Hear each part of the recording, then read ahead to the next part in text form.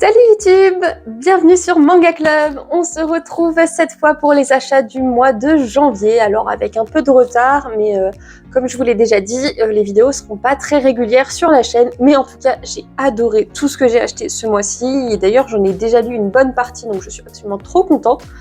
Et comme d'habitude, on commence tout de suite avec les classiques. Tout d'abord, je me suis pris le tome 14 de Fairy Tail 100 Years Quest. J'en suis très contente parce qu'actuellement la série est à...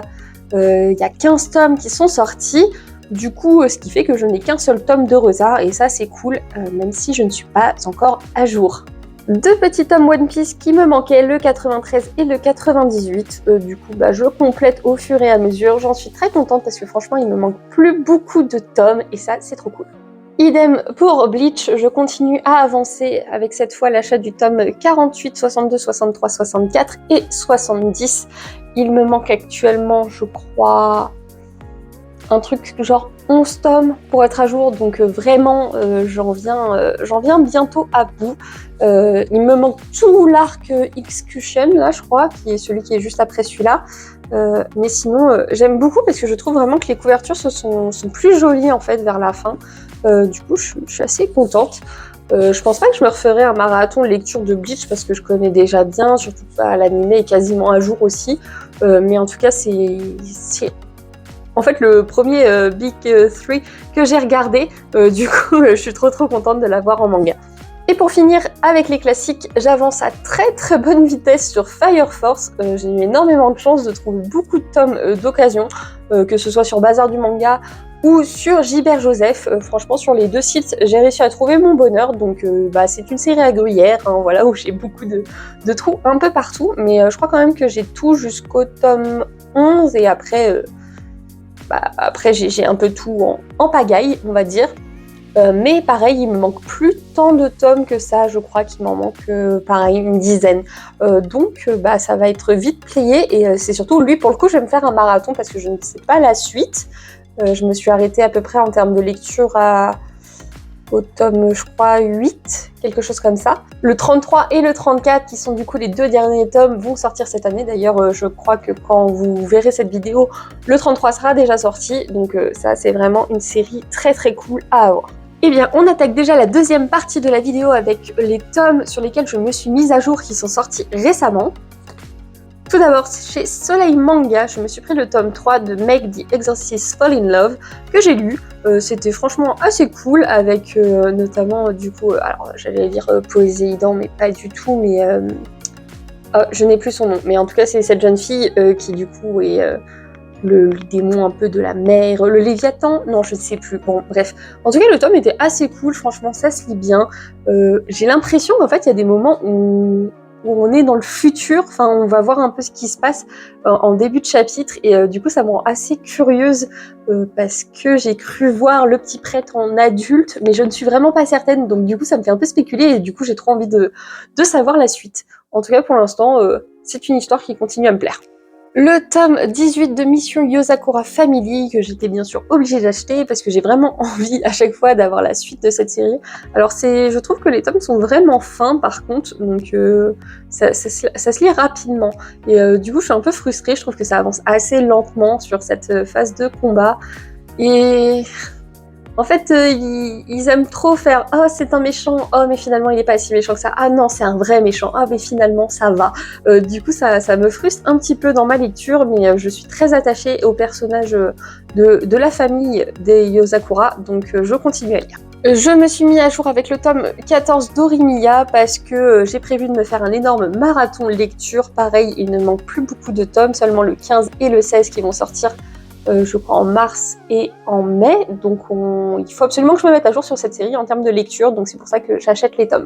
Chez Akata, le petit Boys Love Cherry Magic, que je vous ai déjà parlé dans ma dernière vidéo, je crois, où je suis totalement fan voilà, de cette histoire. C'est absolument trop mignon entre ces deux adultes et j'aime beaucoup leur côté en fait enfantin, malgré leur âge on va dire.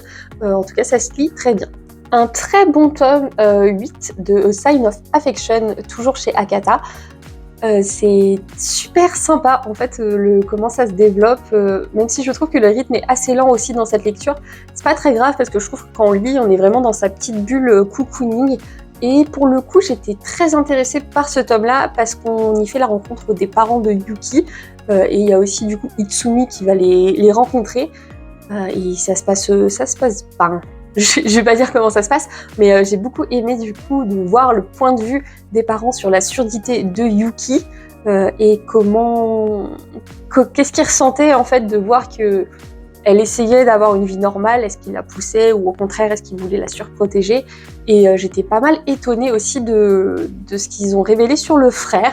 Donc ça m'a un peu fait de la peine, mais en tout cas j'ai pareil, tout le temps envie d'avoir la suite. D'ailleurs je regarde aussi l'animé qui est vraiment très beau je trouve, même si je trouve le manga quand même plus réussi. Je me suis pris le tome 4 de My Happy Mariage, bien sûr c'était une obligation, même si je pense que comme récemment j'ai lu énormément de shoujo, je disais que c'était l'un de mes shoujo préférés, finalement je trouve qu'il y en a peut-être certains qui sont meilleurs. Ou alors je dis ça juste parce qu'en fait, comme ce tome 4 adapte... Enfin, c'est des choses que j'ai déjà vues dans l'animé. Du coup, j'étais assez déçue. Enfin, il n'y avait pas de surprise et je pense que du coup, j'ai un peu moins aimé l'univers que quand j'ai totalement découvert avec les 3 premiers tomes. Mais ça n'empêche que ma lecture était très très agréable et j'ai quand même envie de savoir ce qui va arriver à Mio et je n'ai plus le nom de l'autre, dans le futur. Bien sûr, au début du mois de janvier, je me suis pris le tome 17 de Twilight Bone Another Cocoon, qui est une obligation, vraiment à chaque fois que ça sort, je suis obligée d'aller l'acheter, parce que l'univers est si incroyable. Franchement, moi j'adore cet univers, j'adore la DA, je l'ai déjà répété plusieurs fois, mais pour moi c'est vraiment une série qu'il faut avoir. Ça sort de tous les styles de lecture qu'on peut faire, et j'aime beaucoup du coup ce tome où ça avance vraiment très bien et la fin vous donne vraiment envie d'en apprendre plus, de savoir ce qui va se passer. J'étais assez étonnée quand même de la fin, même si je pense que certains l'auront vu venir, moi je me laisse surprendre. Et en tout cas, la lecture me plaît toujours autant et Néné et Hanako sont absolument trop mignons. Je pense que là, dans le prochain tome, on aura peut-être un petit côté un peu plus romance qui sera développé et j'ai hâte de le lire. Un arc se clôture dans le tome 15 de Undead Unluck. J'adore comment Foucault en fait s'est développé à travers les tomes. Comme je vous avais dit, j'avais eu un petit doute au milieu de la série, vers le tome 12, 11, 12, 13. Maintenant avec le 14 et le 15, et ben, je suis à nouveau à fond dans l'histoire. En plus, je regarde pareil l'animé sur Disney+, qui est incroyable. Je le fais découvrir d'ailleurs à mon copain et j'en suis trop contente parce qu'il kiffe l'univers totalement décalé. Je sais qu'il y a beaucoup de gens qui ont du mal avec ce manga, mais franchement c'est tellement une pépite en termes de relations humaines, de morale aussi.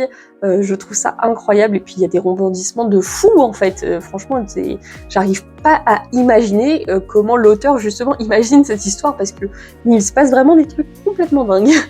En tout cas, si vous aimez être surpris, je vous conseille fortement Undead Unluck. Je me suis pris la suite de Mr. Maloblu, mais ça vous savez déjà si vous avez regardé ma vidéo précédente, parce que j'étais obligée d'aller acheter le tome 2. Je ne sais pas comment le tome 1 a réussi autant à me happer, mais je trouve les personnages tellement intéressants en fait, la psychologie qu'ils ont, les relations qu'ils ont entre eux, même la maladie...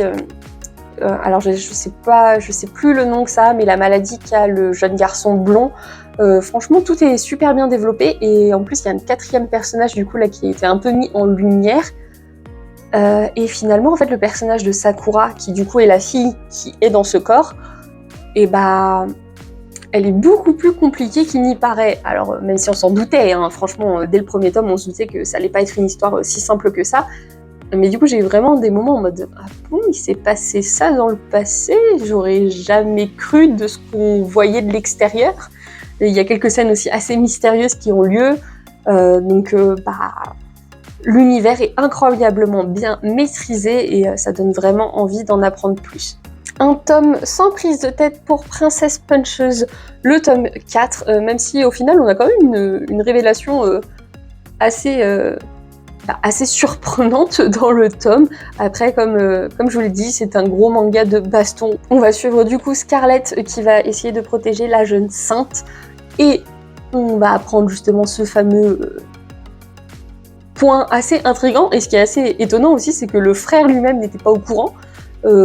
Mais après, pour l'instant, il n'y a pas vraiment de romance de développer. Là, c'était plus un peu la confrontation entre les deux églises qui était mise plus en avant qu'autre chose. Donc Je sais pas si à un moment donné il y aura un vrai côté romance en fait qui sera développé. Je sais pas trop à quoi m'attendre en fait, ou si ce sera juste de la grosse baston un peu entre guillemets comme Mashle. En tout cas, à voir la suite. Pareil, dans les mangas obligatoires à acheter dès qu'ils sortent, Frieren en fait bien sûr partie. Un tome excellent où on a du coup la clôture de l'arc de l'or, entre guillemets, enfin du village d'or. J'ai beaucoup aimé le développement et surtout, mais quelle fin incroyable. Alors il y a des pages couleurs à la toute fin du manga que je vous montrerai pas parce que sinon ça pourrait vous spoiler, mais elles sont vraiment trop jolies. Et c'est un très gros rebondissement et je me demande vraiment quel impact ça va avoir sur la suite de l'histoire. Donc j'attends avec impatience le tome 12. Pour finir sur les mises à jour, je me suis pris le tome 4 de Toho parce que j'ai eu la chance de le trouver en occasion chez Bazar du Manga alors qu'il est sorti à la fin du mois de décembre.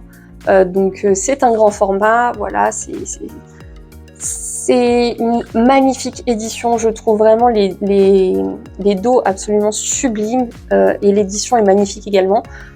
Par contre, je ne suis pas à jour sur ma lecture parce que j'ai un tome de retard, je crois, donc je me suis arrêtée à la lecture du tome 2, donc il faut que je me fasse le 3 et le 4 ensemble. En tout cas, je sais que c'est une lecture pas prise de tête, c'est pas vraiment dans mes priorités de lecture. Après, je sais que ça sort quand même relativement doucement, donc je pense que j'aurai le temps quand même de me mettre à jour d'ici la sortie du tome 5. Troisième partie de la vidéo avec cette fois les lots sur les séries sur lesquelles je me suis mise à jour. Une romance toute douce commencée assez récemment, c'est Ton visage au clair de lune. Et qu'est-ce que ça m'a plu en fait quand j'ai terminé le 4e tome, j'avais vraiment très envie d'avoir la suite. Du coup là je me suis dit le tome 5 et le tome 6, je suis à jour sur la série.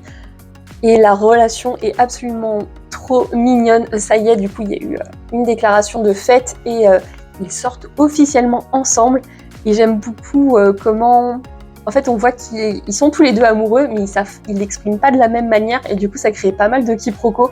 C'est assez sympa. Ils savent pas non plus comment s'exprimer. Ça retranscrit vraiment un premier amour et comment on est un peu perdu dans ses sentiments. Du coup, je trouve ça absolument adorable. Et puis, il y a aussi le fait qu'ils sont souvent en contradiction avec ce qu'ils pensent et ce qu'ils disent. Enfin bref, moi j'adore cette lecture, je la recommande vraiment à toute personne qui cherche une dose d'amour. Tournez-vous vers Ton visage au clair de lune, c'est une super réussite. Je me suis acheté le tome 3 et 5 de l'extraordinaire apothicaire, ce qui fait que je suis à jour, même si je ne vais pas être à jour très longtemps vu que le tome 6 sort au mois de février, donc... il y a même moyen qu'il soit déjà sorti au moment où vous la regardez. Mais au moins je vais pouvoir me mettre à jour en termes de lecture et ça c'est absolument trop cool. Franchement c'est un univers que j'aime énormément donc j'espère qu'il va continuer à bien se développer dans ces tomes-là. Je me suis acheté le tome 3, 4 et 5 de la danse du soleil et de la lune. J'avais adoré la lecture de mes 2 premiers tomes avec cette ambiance samouraï, mais aussi ce côté surnaturel que je trouvais vachement original. Et c'est vrai que moi j'aime bien l'univers samouraï, mais quand c'est un peu trop sérieux, ça m'ennuie un peu. Enfin, je trouve que c'est vite un peu redondant, à part quand il y a vraiment un côté historique que je trouve super intéressant, par exemple avec le Shisengumi dans Shiruran.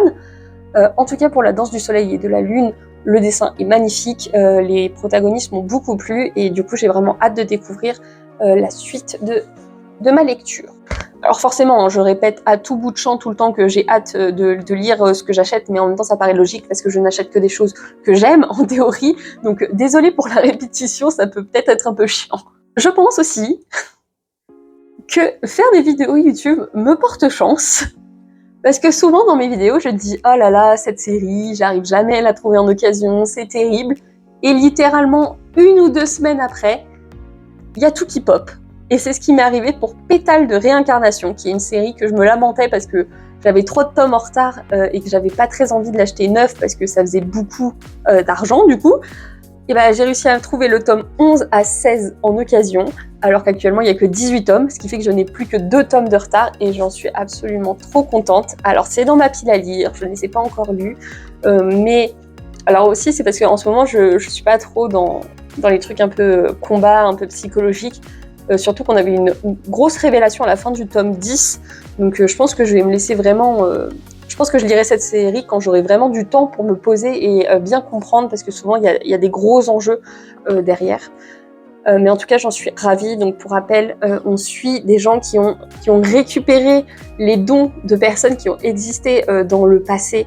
Mais du coup, ça peut être des personnes gentilles, comme par exemple Marie Curie ou Newton, comme tu peux récupérer le don de Hitler. Voilà. Et ce qui va se passer, c'est qu'en gros, il va y avoir 2 factions de réincarnés qui vont un peu se faire la guerre.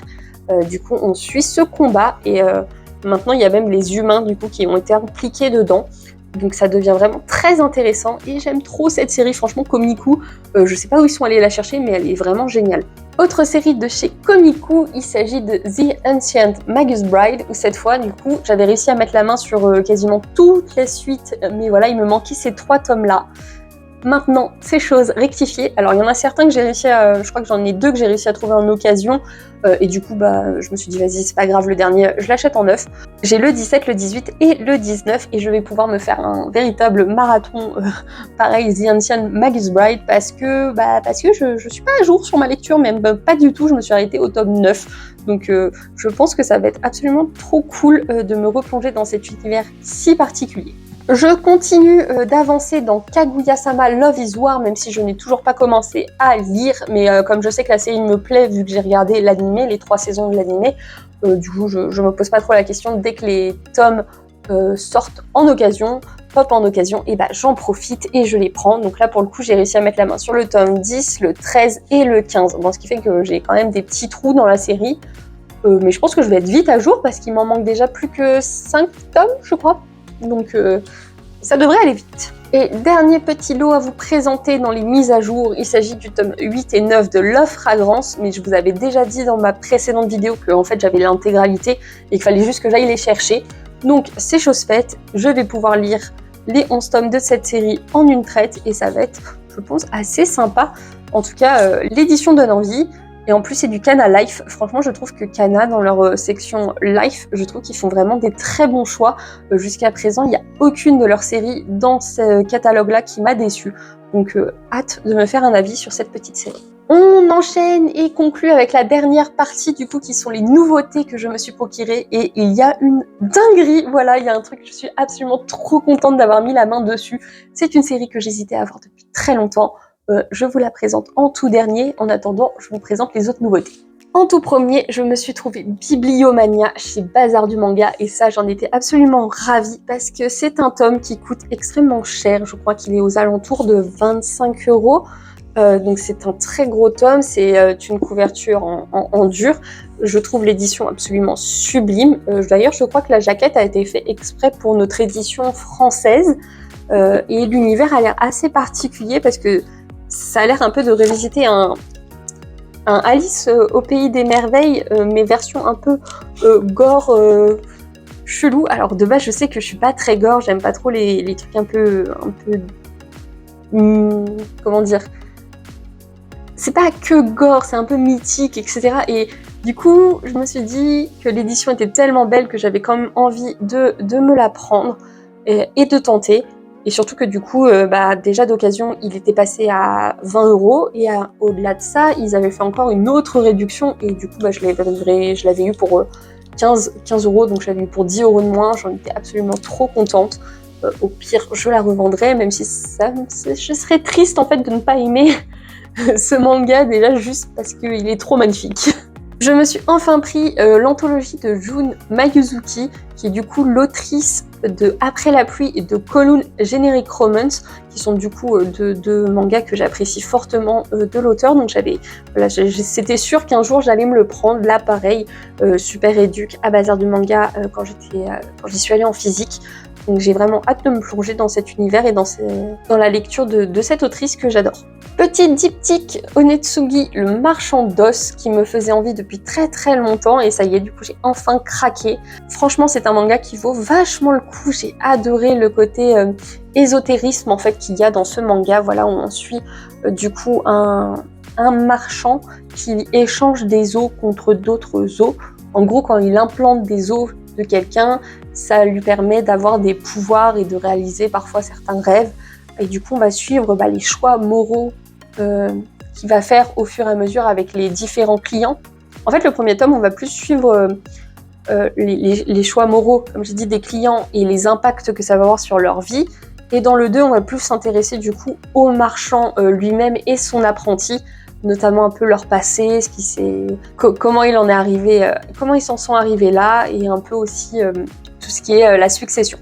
Donc franchement, j'ai adoré ma lecture, j'ai pas vu le temps passer, c'est vraiment très cool, et en plus 2 tomes, bah ça paye vraiment pas de mine. Et encore une fois, c'est un titre de chez Komiku, donc je pense que je vais beaucoup plus m'intéresser à leur catalogue, parce qu'ils ont quand même vachement de trucs sympas. Une nouveauté dont j'ai entendu énormément parler en cette fin d'année 2023, c'est le vendeur du magasin de vélo, que j'ai trouvé les 2 premiers tomes en occasion chez Bazar du Manga, encore une fois, que j'ai adoré. J'ai tellement adoré que dès que le tome 3 est sorti, je me le suis procuré, c'est trop mignon. On suit une histoire d'amour entre un réparateur de vélo et une jeune fille un peu plus vieille, mais qui est très introvertie, qui a beaucoup de mal à s'assumer, notamment dans son travail. Et on va suivre le développement de leur histoire. C'est trop mignon, c'est trop touchant. On voit que en fait, que être ensemble, ça les rend entre guillemets plus forts. Et je trouve que je sais pas, pareil, quand on lit ce manga, on se retrouve vraiment dans une petite bulle. Les dessins sont assez surprenants au début. Moi, en tout cas, ça m'a un peu surprise, mais au final, ça reste très agréable. Et j'aime énormément leur relation. J'ai vraiment hâte d'avoir la suite. Je sais pas si ce sera une série très longue. Mais en tout cas, chez moi, ça marche, ça marche très bien, et je comprends pourquoi tout le monde en a parlé. Et pour finir, du coup, mon fameux achat coup de cœur. Alors, du coup, il s'agit de Sawako. Certains auront sûrement reconnu les dos. Du coup, Sawako, c'est une série de mon enfance. Voilà, c'est un shoujo que j'ai regardé un nombre de fois incalculable sur internet. Je me suis fait les 2 premières saisons très fréquemment parce que j'adorais trop leur relation, où en fait du coup c'est une romance adolescente où on suit une jeune fille qui fait peur à tout le monde. En fait, elle fait penser à la fille de The Ring, si je me trompe pas, donc une fille aux longs cheveux noirs, un peu flippante, et comme elle est très introvertie, elle ne sait pas se faire des amis. Il y a énormément de quiproquos entre elle et les autres, ce qui fait que personne ne lui parle. Sauf Kazeaya, qui est le mec un peu le plus populaire du lycée, forcément, tout le monde est amoureux de lui, etc. Et en fait, lui, il connaît un peu son côté mignon, ce qui fait qu'il va devenir ami avec elle au fur et à mesure. Et on va suivre en fait comment cette jeune fille va s'épanouir au final au lycée avec ses nouvelles rencontres. Et c'est un manga feel good incroyable. En plus, il y a la saison 3 qui a été annoncée, alors que, je sais pas, la saison 2 elle date d'il y a plus de 10 ans peut-être. Du coup, tout le monde est super hype. Et j'ai eu la chance du coup de trouver le tome 1 à 8 et 20 à 30 sur Bazar du Manga en vente en lot, donc il me manque que le 11 à 19. Ils sont dans un état impeccable. Franchement, comme c'est quand même une vieille série, je m'étais dit, il y a moyen qu'ils soient jaunis, ce qui peut arriver quand même très souvent avec des vieilles séries. Là, ils sont vraiment dans un état nickel de chez nickel. Je suis ravie. Franchement, c'est vraiment le gros achat que j'ai fait ce mois-ci, et c'est un énorme coup de cœur parce que cette série vraiment est incroyable. Franchement, j'adore cette série. Si vous ne connaissez pas, faites-vous Sawako, c'est trop mignon. Et je pense que du coup, si vous aimez Komi Cherchemo, en fait, je trouve que Komi Cherchemo est quand même pas mal inspiré de Sawako. Même si pour le coup, moi, j'ai pas aimé en fait Komi Cherchemo, alors que Sawako, j'adore. Donc bon, moi, je trouve que c'est mieux. Peut-être que d'autres trouveront que Komi est meilleur, je ne sais pas, mais je vous le recommande fortement. Eh bien, c'était tout pour cette vidéo qui, je trouve, est allée plutôt fluide, donc je suis assez contente de moi. J'ai quand même beaucoup acheté, mais je trouve que ça va. Comparé à d'autres mois, j'ai réussi à peu près à me retenir.